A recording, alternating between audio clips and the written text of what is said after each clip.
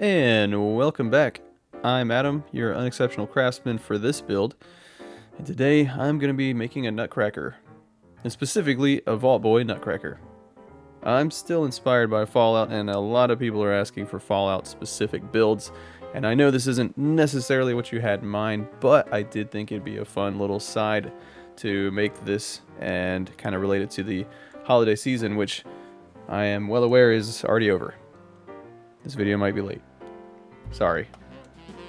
Anyways, what I did was I went out to Michael's and found some wooden nutcrackers that were actually on sale.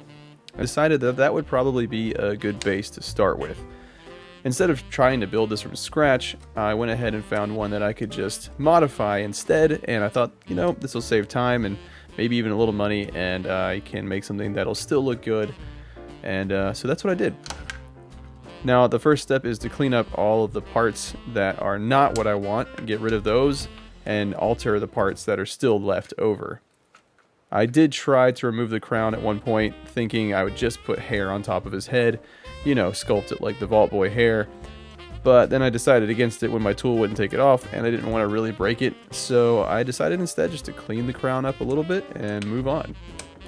I also shaved the feet down into a point because I know Vault Boy's shoes are sort of coming to a point in the front, and I wanted to emulate that here.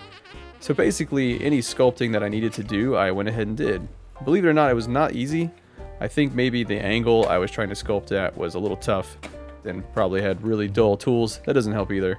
But eventually, I did get it to a point, literally and figuratively.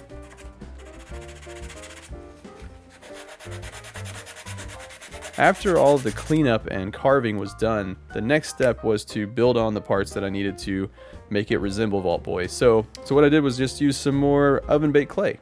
I put on the nose, because he does have a pointier nose, and I sculpted that through. That actually took a lot of time, guys. I'm not going to lie. I was not getting the right effect. For some reason, I could not sculpt his nose. It's a triangle. I don't know, man. I don't know. Anyways, I got it eventually. We got it sculpted in. Clearly my perk card for sculpting was not in it today. I need to up that stat. And then following the nose, I also sculpted in his hair and placed it around the crown as though it's kind of peeking out underneath it. This was actually really tough because I thought that the clay would naturally just want to stick to the wood, but it doesn't. And I think when watching a lot of videos of people using oven-baked clay or polymer clay, you actually end up using this special glue that would adhere it to whatever other material that you're sculpting on top of, and I don't have that, and apparently I needed it. So lesson learned, but it's okay. I basically just wrapped the entire crown and head all the way around with the clay, so it connected it all the way around and didn't really have anywhere to go after that. Following that struggle, I then proceeded to sculpt out the hair and just add any sort of definition that would be visible on Vault Boy.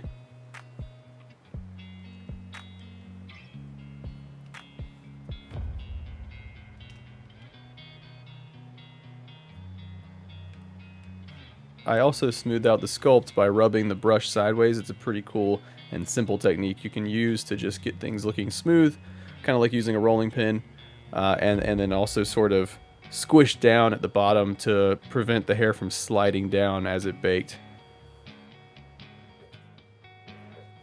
And lastly, I sculpted on a thumb, which does look slightly odd here in this shot, but we're moving on from that.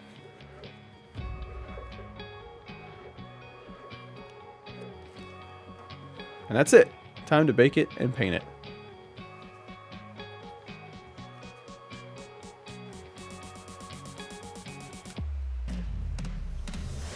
After getting primed, I went ahead and got my airbrush set up.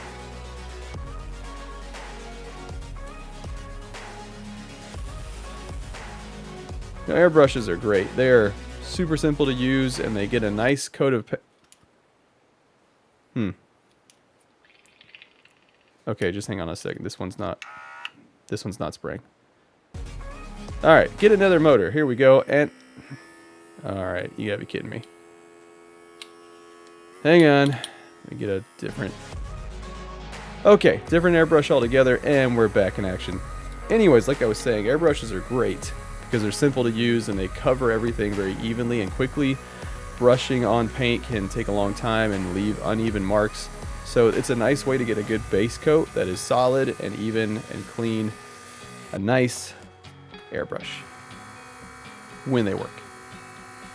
I also went in with a little dark blue here just to give some slight shadows to the under folds of the shirt and anywhere that there might be a shade, just to sort of bring out some definition of the sculpt. There isn't much here to bring out, but I figured it would at least give a little, you know, interesting look to it.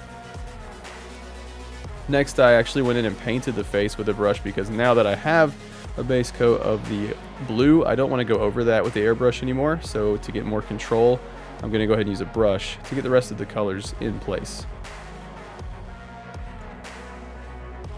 I probably could have used a better brush. The paints that I like to use currently are Vallejo paints because for the most part they cover really well and they have a nice color. Unfortunately, there seems to be some stuff going on with Vallejo paint right now, and I don't know what that means for the future of those paints, but I do know that while I have them, I'm going to use them because they work great. And I hope nothing happens to them because currently they're my favorites. Went ahead and painted the hair a nice golden color, just as a nice base coat. Everything gets a good solid base coat first, regardless of what happens later. And I figured because this is sort of a holiday Nutcracker, obviously, that we would probably decorate him a little more and make him look more like a Nutcracker. So I gave Vault Boy some gold shoulders, sort of like the tasseled shoulder pads that you would see on other Nutcrackers. That required a little bit of highlighting and a little lighter paint, simply just by adding white or maybe a brighter yellow into the mix. That allowed me to achieve that nice step up in value.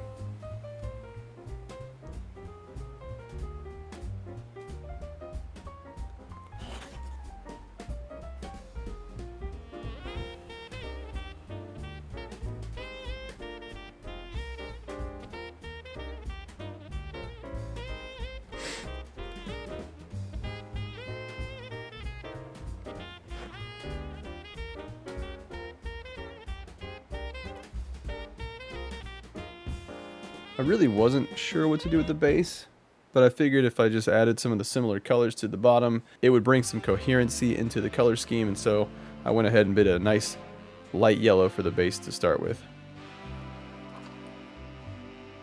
I later realized that the hair was actually a little too light compared to the yellow on his uniform, so I went over that with a bit of a wash and then wiped away some of the excess on top to give it a little bit of a highlight. I went ahead and painted the shoes black, and then I started working on his face. It took a little bit of fiddling because, well, drawing on a 3D surface is a little harder than you would think, and so getting things lined up where you want it and clean and precise is tough. But eventually I got there with the pencil. Smart move because I erased quite a bit, and if I had done it with paint straight away, it probably would have been wrong.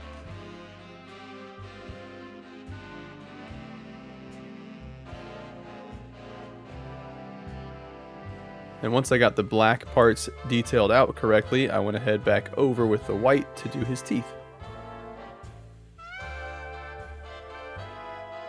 Finally, I finalized. And finally, I painted the bottom trim with a nice black just to give it a clean look. I decided to go ahead and paint his hat maybe more Christmassy than the rest of him, so I went with a nice red. You can see the red is actually a very transparent color, and because of that, it's going to require multiple coats. It also shows a lot of brush strokes currently, which is what I was talking about earlier with why the airbrush is so nice. I also added a gold trim around his collar, again just to tie it back into the original Vault Boy look. With a second coat on that red, it is looking so much nicer and so much more opaque. There's still visible brush strokes, but it's nothing like it was before.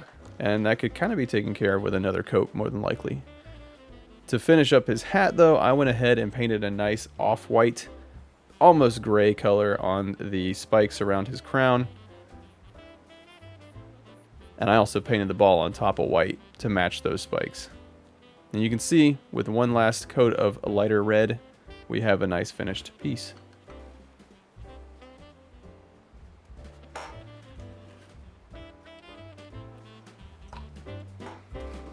This year, we plan to leverage there being 2 craftsmen, and we want to get the audience more involved in our content. Our aim is to be more competitive, setting criteria for each build that we strictly follow, and allowing you guys to vote on which build was your favorite. There will be consequences and rewards for losing and winning respectively. Be on the lookout for that and more to come this year.